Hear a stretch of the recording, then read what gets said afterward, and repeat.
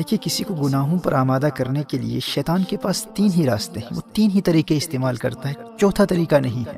یا تو شیطان براہ راست آپ پر حملہ کرے گا، یا نفس کے ذریعے آپ پر حملہ کرے گا، یا آپ کی بری صحبت کے ذریعے آپ پر حملہ کرے گا۔ دیکھیے آپ اپنے دوستوں کے ساتھ بازار میں جا رہے ہیں اور اچانک سڑک کے اس پار آپ کی نظر ایک عورت پر پڑتی ہے، آپ اللہ جل وعلا کے خوف سے اپنی نظریں جھکا لیتے ہیں۔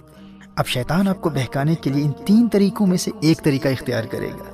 یا تو آپ پر وہ خود براہ راست حملہ کرے گا، آپ سے بار بار کہے گا کہ کوئی بات نہیں، ایک مرتبہ پھر دیکھ لے، تجھے اس کے حسن کا اندازہ ہی نہیں ہے، ایک مرتبہ دیکھ لے، دیکھ وہ تیری طرف دیکھ بھی رہی ہے۔ اب اگر آپ کا ایمان مضبوط ہے تو آپ اعوذ باللہ پڑھ کر اور لا حول ولا قوت الا باللہ العلی العظیم پڑھ کر ان برے خیالات کو دور کر دیں گے۔ اور شیطان ان خیالات کے ذریعے ہی آپ پر حملہ کیا کرتا ہے، جسمانی طور پر اپنے ہاتھوں سے وہ آپ کا چہرہ اس لڑکی کی طرف پھیر کر آپ کو مجبور نہیں کر سکتا۔ اور شیطان کا دوسرا طریقہ کیا ہے؟ شیطان آپ کے نفس کے ذریعے آپ کو بہکانے کی کوشش کرے گا، لیکن اگر آپ نے اپنے نفس کو پہلے سے ہی قابو میں رکھا ہوا ہے تو اب شیطان کے پاس ایک ہی راستہ بچتا ہے، اب وہ آپ کی بری صحبت کو استعمال کرے گا۔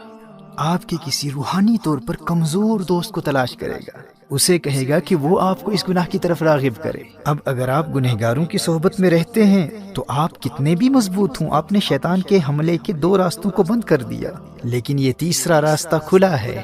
آپ کے دوستوں کے ذریعے شیطان آپ تک بار بار پیغام پہنچاتا رہے گا، ارے ایک مرتبہ تو دیکھ لے، دیکھ وہ تیری طرف دیکھ رہی ہے، دیکھ اسی طرف آ رہی ہے۔ اور یہ کوئی بھی گناہ ہو سکتا ہے۔ ایسے دوست کہتے ہیں آج نماز قضا ہو گئی تو کیا فرق پڑتا ہے بھائی، دیکھ انتہائی لذیذ کھانا پکا ہے، روزہ توڑ دے، بعد میں کفارہ دے دینا، قضا کر لینا، کسی کو کیا پتا چلے گا کون دیکھ رہا ہے۔ اچھا آج سگریٹ پی لے، ڈرگز لے لے، کسی کو دھوکہ دے دے، جھوٹ بول لے، غیبت کر لے۔ والدین کی ہر بات ماننا ضروری نہیں ہوتا، اب تو بڑا ہو گیا ہے، بچہ نہیں ہے۔ مجھے بھی اپنے والدین سے بہت محبت ہے، لیکن میں ان کی ہر بات تھوڑی نہ مانتا ہوں۔ اچھا آج چلتے ہیں، آج مووی دیکھ لیتے ہیں۔ اچھا تو مجھے مل نہیں سکتا تو کوئی بات نہیں، میں تجھے لنک بھیج دیتا ہوں، لیکن مووی دیکھنا ضرور۔ تو بری صحبت کے ذریعے آپ گناہوں میں مبتلا ہو جائیں گے۔ شیطان آپ کے ارد گرد برے دوستوں کو تلاش کرتا رہتا ہے، اور اگر آپ کا کوئی برا دوست ہی نہیں ہے تو شیطان ہار جائے گا، آپ جیت جائیں گے۔ محترم احبہ، آپ کے لیے خوشخبری یہ ہے کہ رمضان المبارک میں اگر حالت ایمان میں آپ صرف اس ایک دشمن سے بچتے رہے نا، بری صحبت سے خود کو بچا لیا، تو اللہ جل وعلا آپ کو گناہوں سے پاک بھی کر دے گا اور جنت بھی عطا کر دے گا۔ نبی کریم صلی اللہ علیہ وآلہ وسلم نے ارشاد فرمایا، رمضان میں شیطان کو قید کر دیا جاتا ہے، صفدت الشیاطین۔ آپ کا پہلا بڑا دشمن بند ہے، شیطان خود بے بس ہے، وہ کچھ بھی نہیں کر سکتا۔ اور دوسرا دشمن آپ کا نفس ہے، نفس۔ نبی کریم صلی اللہ علیہ وآلہ وسلم نے نفس کو قابو کرنے کا جو طریقہ بتایا ہے وہ بھوک اور پیاس ہے، وہ روزہ ہے۔ دیکھیے ماہ رمضان میں اگر آپ سحری اور افطار کے وقت زیادہ کھانا نہیں کھاتے، بہت زیادہ پیٹ بھر کر کھانا نہیں کھاتے، تو آپ کا نفس بالکل کنٹرول میں رہے گا۔ دونوں دشمن قید ہیں۔ اب اگر آپ مغفرت چاہتے ہیں، جنت میں جانا چاہتے ہیں، تو ماہ رمضان میں صرف اس ایک دشمن سے اپنے آپ کو بچا لیں۔ گناہوں کی طرف راغب کرنے والے، گناہوں کی دعوت دینے والے ہر دوست سے رابطہ مکمل طور پر منقطع کر دیں۔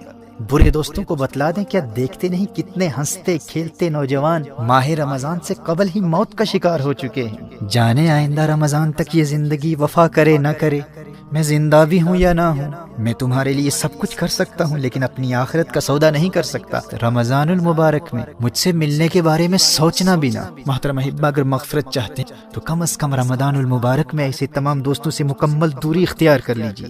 اگر اپنا نمبر چینج کرنا پڑے تو کر دیں، سم کارڈ پھینکنا پڑے تو پھینک دیں، اور علیاذ باللہ اگر کسی غیر محرم لڑکی کا نمبر آپ کے فون میں ہے تو فوراً بلاک کر دیں۔ سوشل میڈیا پر، ٹویٹر پر، انسٹاگرام پر، فیس بک پر انفرینڈ کر دیں۔ شیطان کے براہ راست حملوں کا سلسلہ بند ہے، اور بھوک اور پیاس کے ذریعے، روزے کے ذریعے نفس بھی قابو میں، بس ایک ہی راستہ کھلا ہے، وہ بری صحبت کا ہے۔ میں دعوے سے کہہ سکتا ہوں میرے دوست، اگر تو نے صرف اس ایک دشمن کا راستہ بند کر دیا تو رمضان المبارک تجھے جنتی بنا دے گا۔ شیطان کے پاس فقط 3 ہتھیار ہیں، 2 بند ہیں، ایک کو تو نے بند کرنا ہے۔